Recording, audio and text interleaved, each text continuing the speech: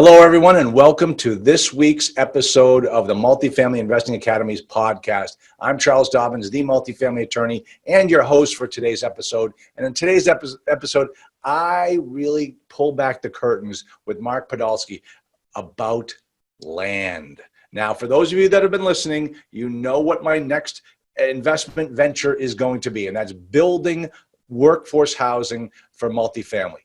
And the biggest part about that is going to be finding the land. So I got the opportunity to introduce and interview Mark Podolsky, who taught me a little bit about how you make money with land. Let me tell you about Mark. He's the author of the book Dirt Rich, the ultimate guide to helping you build a passive income, and owner of Frontier Properties, a very reputable and successful land investing company. And he's been buying and selling land full-time since 2001. When I say full-time, Mark worked for an investment firm and got so burnt out that he actually did what we all dreamed of doing, and that's burning the ships.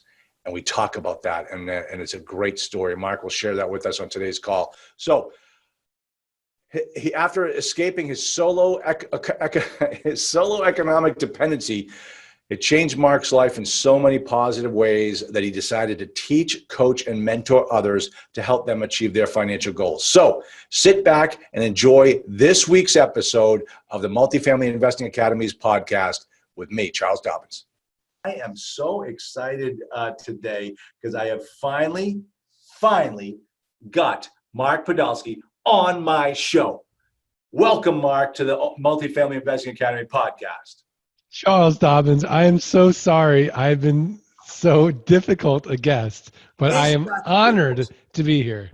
You have no idea what I had to do to get this guy on the show. And finally, he's here. And I am so excited because I have some phenomenal questions for Mark. And let me just tell you something.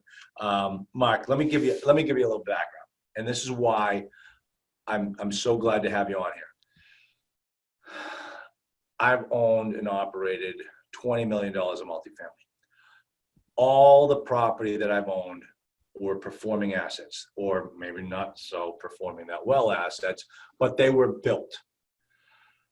Today's market is crazy. It is so hard to find deals. You got to work really hard to find the deals. And in the market that I'm in, where I'm looking to remain in, Southern New Hampshire, right now, the occupancy rate for what we call workforce housing is 98.5%. And that I don't believe is true, because if you go on apartments.com and you type in, hey, this, Burnham Hills Estates, I'm sorry, we are at 100% occupancy. Please put your name on our waiting list. And that's the way it is throughout the whole 9 communities on the border of Massachusetts.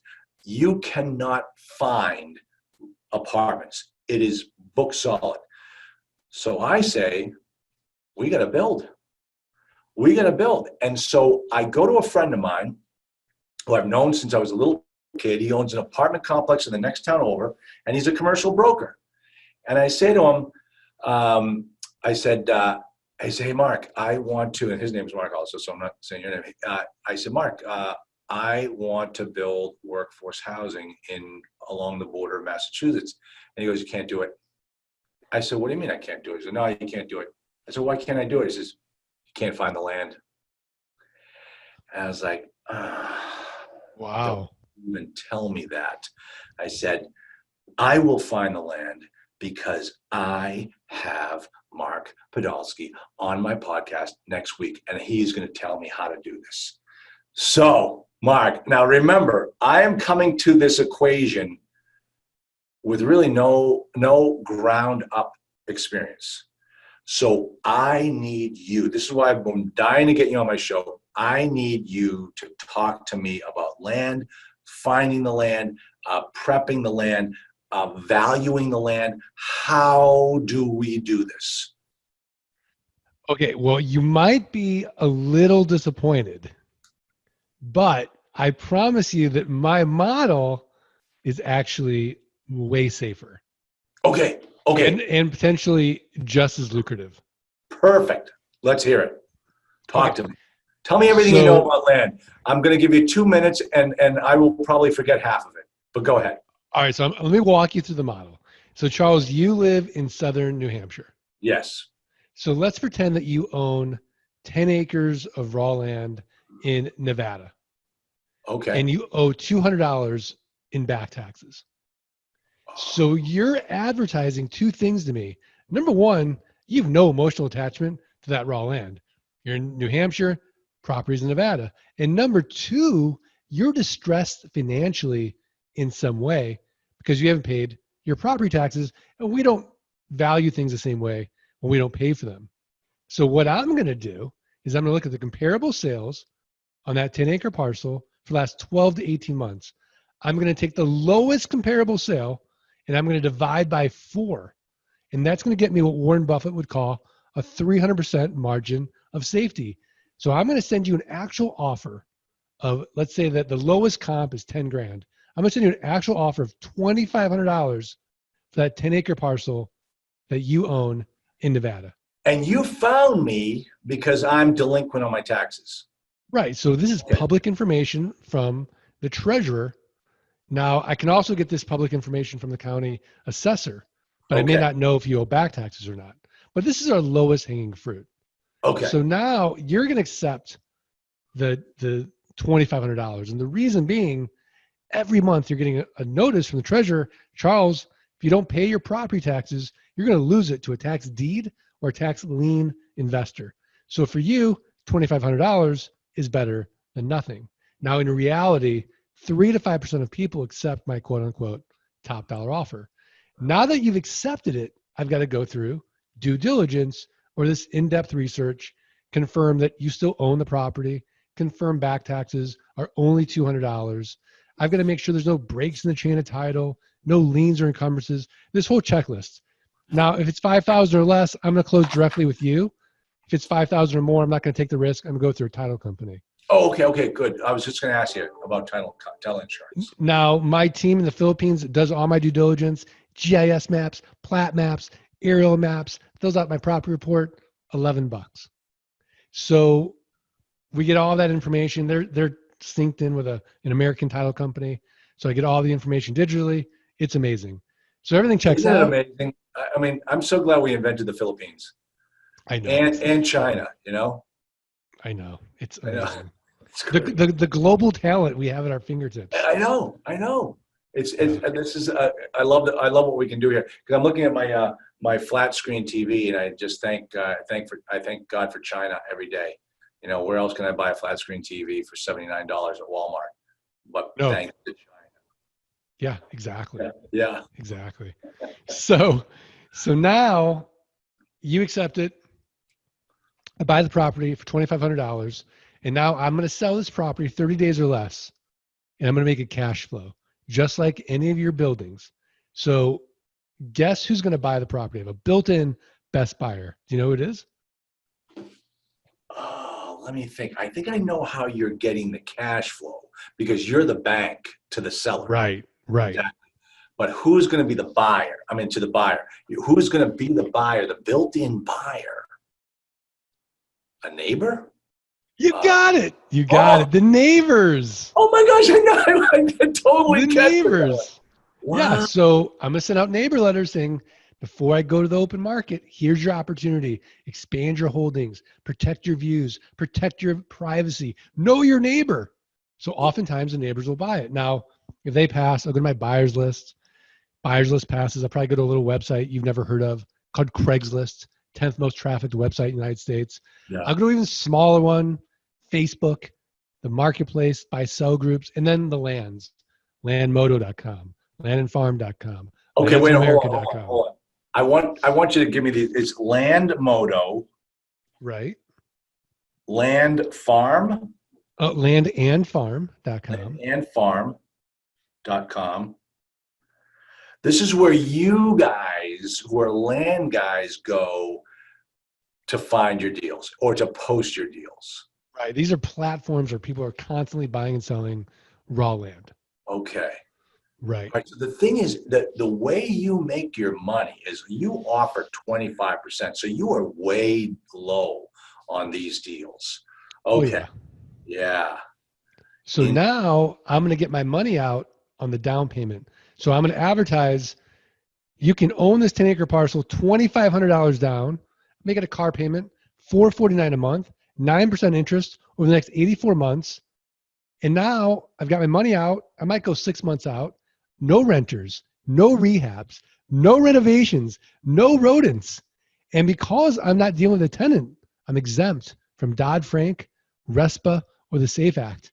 And now the game that we play is, can we create enough of these land notes where our passive income exceeds our fixed expenses? And now we're working because we want to, not because we have to. Oh my gosh, this is really cool. Okay. All right. Obviously I hate it when a guy comes along with a better strategy than multifamily. Okay. And I'm not going to say you're there yet there, Mark, but this is really interesting. This is just another tool in your toolbox for, because I'll tell you, raw land is so far away from what I see. We don't even talk about it. That's why, I need help in understanding how to value it, how to price it. So that's where I'm at with my strategy for building my own property, is just understanding even how to buy it. Like, let me ask you something. When you make an offer for land, what type of contingencies do you have in your offer? Is it almost the same thing as a multifamily letter of intent? It's not. It's an offer, and it's always contingent upon clean title, back taxes not being too high. We always have an out. So there's always an out. Okay, but what about, like, if you're looking to build on this land? But again, it'd be contingent upon permits, planning and zoning approval. Okay. Absolutely. And how long does that usually take? Okay, so this is where the beauty of this model rests. Okay. So Charles, you're not going on HGTV or the DIY network and watching me on Flip This Land. I mean, this is the most boring, unsexy niche on the planet. The before picture is raw land. The after picture is raw land. So basically, we've got this huge market that's inefficient. No one's doing it. So the seller is not sitting there with 10 offers behind mine. So we just tell the seller, we're going to go through due diligence, sit out. I'll let you know when we can close, if we can close, and they wait. Interesting. Okay. Now, wait a minute. Hold on a second. Let me ask you this. You say that it's not a sexy transaction because it's not like, you got that blonde from California who's making the house absolutely beautiful and she's running around with their kids and blah, blah, blah, blah. You know who I'm talking about. Right. You don't have that. But so you don't do any type of rehabbing or repositioning of the land. But what about, and I've heard this before, and you need to tell me about this, if you farm the land. Okay, so now if you're going to farm the land, no, I don't know. That's a different model. But what I mean by farming the land is, I mean like cutting down the trees and selling the trees to pay for the land. What about Great that? model. Timberland. Okay. Yeah. A lot more competitive. Okay. A lot bigger money chasing right. timberland. So if you want to make 8 to 10% like a bond, now you're going to compete with Bezos, Buffett, Ted Turner, productive farmland. If you want to go a little bit more, a little higher return, let's say 12 to 16%, you're going to buy timberland. But if you want to make 300 to 1,000%, you're going to go into my model, which is raw land. Raw land, and you just sell to the neighbors. Okay. All right. Now you say, where are you located? So I'm in Phoenix, Arizona. Okay. All right. So what's different? I mean, you know what? I live in New England. It's just stupid crazy out here. I mean, everything is just overpriced and of course you got all the damn liberals who tell you, you can, what you can build on, what you can't build on. What are the differences? Where does your model work best? Versus. Okay, so let's just be honest, right? Nobody's waking up and thinking to themselves, boy, I'd like some raw land today in Iowa, unless you live in Iowa. But Arizona, New Mexico, Colorado, Texas, Oregon, Washington, California, Florida, Nevada, the Southwest, little bit in the Northwest, California, Florida. These are fast-growing states. These are the sunshine states. There is a plethora of inexpensive raw land. That's where you want to focus on. Okay. And then also you can avoid super fun sites like Jersey. I mean, let's avoid Pennsylvania and Jersey. Now you can go to I like how epa.gov. when you were limiting the discussion of Superfund sites, you chose the whole state of New Jersey, which is probably an accurate statement. Absolutely.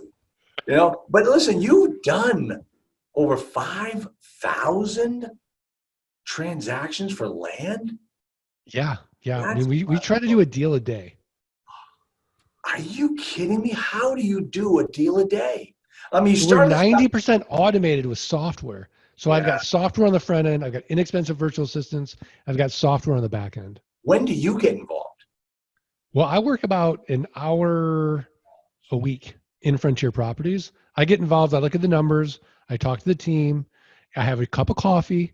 And then I think, can we do this? And then I break something. And then the team gets mad. And then we try something else. I break something. Let me tell you, this is one of the interesting things is the lifestyle that many of the people in my podcast, they design their own lifestyle. And one couple I just spoke to, they work 4 hours a day.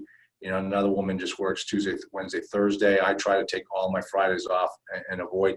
You're saying you're doing like an hour a day, and like, what are you, like a karate teacher for the rest of the week, or like what's a typical day in the life of Okay, so Monday and Fridays are my terminal days. So I take those days off. I pretend if this is my last day on earth, how am I going to spend it? And so usually it's very simple. Like I'll take the kids to school. I'll have coffee with my wife, or have lunch with her, or lunch with a buddy. I'll meditate. I'll work out. I might hike. I might bike. I'll read. But I'll do something that's going to either grow me mentally and help grow my relationships and strengthen my relationships. So at the end of the day, I thought, well, if I die in my sleep, was this a good day? That's cool. So I do that Monday and Friday. Tuesdays are my podcast days. I have my own podcast. So I do my interviews on Tuesdays. Hold on. I want to give you a plug for your podcast because I mean you're generous to being on my podcast, and I love podcasts, and my podcasting is so great. But how can we find you? The Art of Passive Income podcast. The Art of Passive Income. Just type it into your search bar wherever you get your podcasts, and you will find Mark's podcast. Now, Mark, I don't know if your podcast like mine, where we say whatever we want here in our podcast. We do not dub anything over. You can say anything, and nothing hits the editing room floor because my assistant Deb doesn't know how to use the editing button. Otherwise, we probably would edit things out. But no, I don't do any editing. I'm just like you. It's free flowing. Whatever happens, happens. We keep the coughs. The dog barks in the background. We keep the dog. I know. Yeah. Exactly. We do the same thing. Yeah. Cool. Yeah. That's awesome. All right, great. So the Art of Passive Investing, and that's Art of Passive Income. Art of Passive Income. Okay, excellent. Right. Now, tell me, who is Danielle Divel? Danielle is my chief geek officer. Yeah. So she kind of runs things. Yeah. She's like my Deb. Yeah. She knows my business better than I do. I know. It's amazing. Yeah. All right. So let's talk about, because I like to, as an attorney, I kind of get into the nitty gritty. Let's talk about the contracting. So you make an offer. It's just a non-binding offer, right? Right. Let's go through the 3 key agreements. Yeah. So that's a non-binding offer, but then where you're going to get interested in is our purchase sale agreement, our promissory note, but we use a land sale contract. Okay. So the asset stays within our name until they pay off their note. So there's no cost of foreclosure like there would be with a deed of trust, like you would with your house, for example. Right. Yeah. So there's no lien on that property. It stays in my name until they pay off their note. If they default, then I keep all the down payments, monthly payments, all the fees, and I just resell it. And the land. Yeah. And the land. Yeah. Excellent. Okay, now does that work in all states? So, of course, we had an attorney in Texas and Florida, and we had to change the language in those two states. Right. But Right. yes, I mean, there's a workaround. Okay, yeah, just so everybody understands, because I do the same thing with my students. I said, I'm a lawyer. I'm not your lawyer. You're going to hire a lawyer in the jurisdiction that you're working in. We're going to use my contract, but your local attorney is going to give it its blessing because my contract is not valid in all 50 states. So the Right. same thing is true with you. But how about the methodology as far as holding it in the land trust? Because up here in New England, we don't really, we kind of, don't take too nicely to people like you doing those land trusts. You know what I'm saying? Well, So, we haven't had, I mean, I've been doing this full time since 2001. I've never had anybody say, I don't want you to do a land contract. Now, there have been times they say, hey, I want to go build on this property. And I said, well, you can't because it's in my name. You can't get a building permit from the county oh, that's until interesting. until you pay off your note. So in that situation, they'll say, well, I can't pay off the whole note. I'm like, well, can you put 30 or 40% down? Because then I've got my attorney fees covered and I would do a deed of trust and put Okay, it in their so name. then you sell the property then it becomes their Right. Then property. I would do it. Yeah, right. But if I'm only getting 10, 20% down or whatever it is, I'm Not not worth it. taking risk. Yeah. Yeah. Yeah. Hey, have you ever had any of those problems like adverse possession or I've had one issue where I had a squatter, and we had to go through an attorney. Then the attorney goes through the county sheriff. The sheriff goes out, shows them the paperwork, kicks them out, and we had to do a local Craigslist gig. I think I paid about $250 to clean it up. And that was okay, it. so what was the guy doing? Did he have like a camper on your land or something? Or? Yeah, yeah, Yeah. exactly. He's like living out there, and I'm like, no, get out of here. I mean, okay, so right now, how many parcels do you currently own, approximately? So I don't know. Okay. I would say that, I would say conservatively at any one time, we rarely don't have less than 100 in inventory, but I Yeah. couldn't give you an exact number because Yeah. My we're point, constantly buying, we're constantly selling. okay, my point is just like, do you actually physically go out there and check for squatters on your land or, No, if it's a new area, we'll pay like $50 and have a local go out there, like a local Craigslist gig, fill out our property report. I want to know, are the neighbors dumping? Is there anything yeah, dilapidated into the property? What's yeah. the road like? How far from the nearest Walmart, nearest McDonald's? How far from the nearest hospital? What's compelling about the property? But if it's typically an area that we've done deals in before, we're good. Now, you say you were full-time in 2001. And so in 2001, like what were you doing beforehand? What happened? How did you get into this gig? Because I'll tell you something, Mark, this is news to me. I mean, I granted, of course, everybody can make money selling, buy and sell land. We always, anyone can make money in any aspect of the real estate business. But this is your angle. This is your entire focus. How did you come up with this angle? Okay, so in 2000, I was a miserable, micromanaged, stressed out investment banker specializing in mergers and acquisitions with private equity groups. I had a Okay, do you 45-minute commute to work and back, and it was miserable. where were you? Miserable. Where were you? I was here. I was in Phoenix with a boutique firm Oh, wow. doing mid-market deals, 5 to 500 million. And I'm telling you, it got so bad for me. I wouldn't get the Sunday blues anticipating Monday coming around. I'd get the Friday blues anticipating the weekend going by really fast Oh my and gosh. having to be back at work on Let Monday. me just tell you, I say this to everybody. I said the name for the shortest horror story movie is Tomorrow is Monday. And yeah, one time when I was speaking, I just off the cuff, I said, people say they don't like Mondays. I hated Sunday nights. Sunday nights was the worst time of the week for me. And then I stopped talking and I was amazed at how many people just started nodding their heads. And I thought, wait a minute, maybe I'm onto something here now. I thought this was just me. And then I find out, no, people were just like me. They hate Sunday nights because it always follows by Monday morning, and they get the crap beat out of them. And you just even called it Sunday blues. Like, I thought I was unique in this aspect. You're telling me you were the same way, and I was the exact same way. Yeah, Exactly the way. crazy. So my firm hires this guy, and he's telling me that as a side hustle, he's going to these tax deed auctions. He's buying up raw land, pennies on the dollar. He's flipping them online and making a 300% return on his money. Well, I'm looking at companies all day long, and a great company has 15% EBITDA margins or free cash flow. Unbelievable. Average companies, 10%.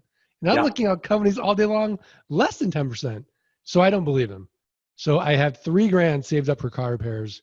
I go to New Mexico. I do exactly what he says to do. I buy up 10 half-acre parcels at an average price of $300 each. And then I sold them online, average price $1,200 each. It worked.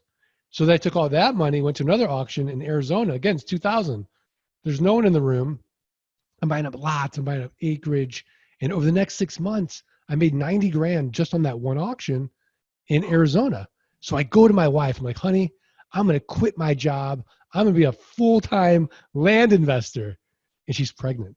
She's absolutely not. So I was like, okay. So I worked land investing part-time. It took about 18 months for the land investing income to exceed the investment banking income. And then I quit.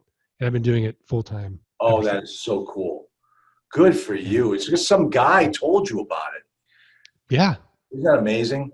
That's like I teach people in multifamily that there are 5 ways to make money in multifamily, and I say, listen, you compete. I'm trying to show you guys the benefits of multifamily ownership, and I'm competing against a guy who owns a Subway franchise, and I say, listen, how many ways do you make money on a Subway franchise? 1, you got to sell the sub for more than it costs to make it. How many ways do you make money in multifamily? 5, and then we'll go through all the different ways. And it's just like, it's a totally different business model compared to what everybody is used to seeing. And that's the beauty of real estate. There's so many different ways to skin a cat. So, all right, Mark, okay, let's talk about, do you teach people? Do you coach people? How can we find out more about what you do? Yeah, so I like the idea of getting everybody out of something called solo economic dependency, which means if you're not working, you're not personally making any money.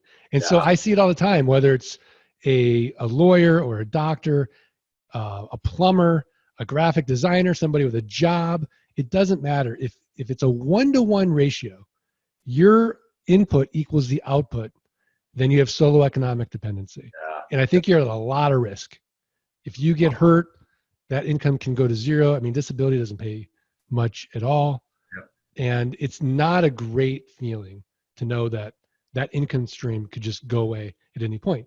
So I do teach people this model, and I can tell you that it's been the most gratifying thing I've ever done professionally because, look, I love buying and selling raw land, but no one who's ever bought a piece of raw land from me said, Mark, hey, this land purchase changes my life. And yet, so, I mean, they like it, but it's not like life-changing. But this has been transformative for so many people where they quit their jobs, they retire their spouses, they cut down. Like I have a client just last year, he got the $15,000 a month passive full-time attorney. He's down to 3 days a week. He spends 1 day with his dad working on his ranch, and another day just doing his own thing. And it's really just amazing. That is so to me. cool. That is so cool. So do you teach, you have a course, do you have a weekend training session? Like, how can we find out more? Yeah. So, I mean, I think the best start is a course I've got called the Passive Income Launch Key course. And it's normally $97. But for your listeners, I'd like to offer it for free. So if they just go to landgeek.com/launch kit, they can really start learning about this and see if it resonates with them or not. And I would argue, Charles, this is the gateway drug to doing multifamily. Okay, don't be stealing my clients there, Mark. Don't be doing it. But okay, so folks, in the show notes, we're going to have that address right down there. So you just click on that, and we'll get you the passive, the entry level drug to be like Mark. I've already gone out and bought the URL, the coollandguy.com, as opposed to the Land Geek. At some point he's going to need that. He's going to need I that. think that's great branding, by the way. It is. It's like no one's gonna remember Mark Podolsky or Charles Dobbins, but the Cool Land Guy and the Land Geek, people will remember. Well, let me tell you something. I remember the Land Geek when I saw it one time. I said, "Oh, I gotta remember. I gotta get him on my show. I gotta find out more about it." So this has been wild. I tell you, I mean, Mark, I just love seeing how people make money in this business and how they can get into it and make money different ways. So bravo to you, man. I mean, that is so cool. But was it scary for you to quit your job? Oh, I was sick. Really? It was the scariest thing. I mean, it was so scary. Like I was negotiating. I was like, okay, look, I'll do a consulting agreement on the side because I was pretty good at it. Yeah. And I'll keep my benefits and I can come in, maybe an hour a week and help out. They're like, no, you're either all in, you're all out. Right. I'm like, I'm all out. I'm out. And I remember that drive home, if I felt like the weight of the world was off my shoulders. But up until that point, I was miserable, full of fear and doubt and worry. And I saw all the things I was losing. But now looking back, and I've helped people go through this process, because you don't see all the energy that you're gaining when all your energies are for yourself. Yeah. And it's amazing. Oh, Mark, you're singing my song because I know exactly what you're talking about. Here I am. It's 5:00 my time. I've been doing podcasts all day, and you might think I just started because I just get so energized hearing all this great stuff. And oh man, bravo! Where are you from originally? Charles, come on, have a summer home, have a winter home. Come on, West. No, I'm so with you. I got about 3 years to go. Then I'm going to be doing the South Carolina thing, buying a place down in South Carolina. That's going to be my winter home, and then I can honestly tell you, I mean, I love New Hampshire, but I'm thinking to myself, why would I be coming back? So that's kind of my plan. So that's my escape. So his name is Mark Podolsky. He's the landgeek.com. In the show notes, you will see the website to click in order to get his free package so you can get started learning how to do this. And folks, if you want to live a life like Mark Podolsky, maybe not the geek part. Maybe you can lose the geek part, but hey, it works for him. He's massively successful as a result. So, hey, Mark, thanks so much for your time, and thanks for finally being on my show. Charles, I'm so sorry to put you through the ringer, but I'm glad to be connected. Great to meet you. Love being on your show. And I was taking it personally. I was starting to take it really personally, Mark. Don't take it personally. Thank you. All right. No. I won't. Yeah. All right. Hey, have a great day. Thanks for talking to you. Thanks. See you, man.